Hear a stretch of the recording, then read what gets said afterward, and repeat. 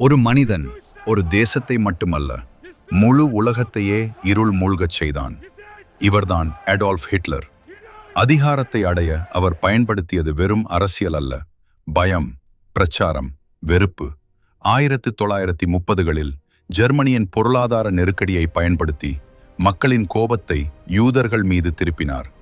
அந்த வெறுப்புதான் பின்னர் ஹோலோகாஸ்ட் எனப்படும் மனித வரலாற்றின் மிக கொடூரமான இனப்படுகொலையாக மாறியது.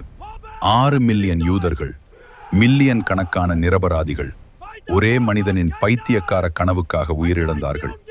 அவரின் ரகசியம் என்ன தெரியுமா? அவர் ஒரே நேரத்தில் தன்னை ஒரு மீட்பராக காட்டினார், ஆனால் உண்மையில் அவர் ஒரு அழிவின் உருவம். 2ஆம் உலகப் போரின் முடிவில் ஜெர்மனி சிதறியது. அதிகாரம் என்ற போதை அவரை தானே அழித்தது. வரலாறு நமக்கு ஒரு பாடம் சொல்லுகிறது. வெறுப்பை நம்பும் தலைவர் ஒரு நாளும் மனிதனை காப்பாற்ற மாட்டான். இது போன்ற உண்மை வரலாற்றை தெரிந்து கொள்ள ஃபாலோ செய்ய மறக்காதீர்கள்.